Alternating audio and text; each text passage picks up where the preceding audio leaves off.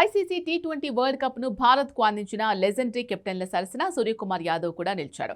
MS Dhoni, Rohit Sharma తర్వాత T20 world cup గెలిచిన మూడో కెప్టెన్ గా సూర్య చరిత్ర సృష్టించారు.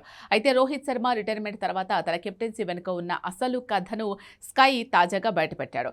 సూర్యకుమార్ యాదవ్ ను కెప్టెన్ గా నియమించడంలో గౌతమ్ గంభీర్ పాత్ర ఉందని చాలా మంది భావించినప్పటికీ అసలు నిజం వేరే ఉంది. ఈ విషయాన్ని సూర్యకుమార్ యాదవే నేరుగా చెప్పాడు. తనను కెప్టెన్ గా నియమించడంలో నలుగురు వ్యక్తులు కీలక పాత్ర పోషించారు వెల్లడించారు. జైషా, అజిత్ అగార్కర్, రోహిత్ శర్మ, రాహుల్ ద్రవిడ్ తనను కెప్టెన్ గా నియమించడంలో కీలక పాత్ర పోషించారని వివరించారు.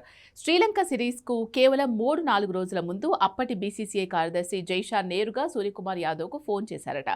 ఆ కాల్లోనే సూర్యను టీ20 జట్టుకు కెప్టెన్ గా నియమిస్తున్నట్లు అధికారికంగా సమాచారం అందించారని సూర్య వెల్లడించారు. అది తన కెరియర్లో అత్యంత కీలకమైన మలుపు అని సూర్య పేర్కొన్నారు. కెప్టెన్సీ ఎంపిక కేవలం జైషా నిర్ణయం మాత్రమే కాదని, దీని వెనుక ఒక పక్కా ప్లానింగ్ ఉందని సూర్యకుమార్ యాదవ్ వివరించారు. ముఖ్యంగా మాజీ captain Rohit Sharma, chief selector Ajit Agarkar ఈ విషయంలో కీలక పాత్ర పోషించారని సూర్య తెలిపారు.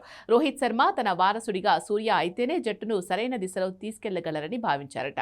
రోహిత్, అగార్కర్ కలిసి చర్చించిన తర్వాతే ఈ ప్రతిపాదనను బీసీసీఐ ముందు ఉంచినట్లు సూర్యకుమార్ యాదవ్ స్పష్టం చేశారు. ప్రస్తుతం సూర్యకుమార్ కెప్టెన్సీలో భారత జట్టు అద్భుత ప్రదర్శన కనబరుస్తోంది. ఇప్పటివరకు 52 మ్యాచ్లలో 42 విజయాలు సాధించి 80% పైగా విజయ శాతాన్ని నమోదు చేశాడు. సూర్యకుమార్ యాదవ్ పూర్తి స్థాయి కెప్టెన్ గా బాధ్యతలు చేపట్టిన తర్వాత భారత్ ఒక్క ద్వైపాక్షిక సిరీస్ కూడా ఓడిపోకపోవడం విశేషం.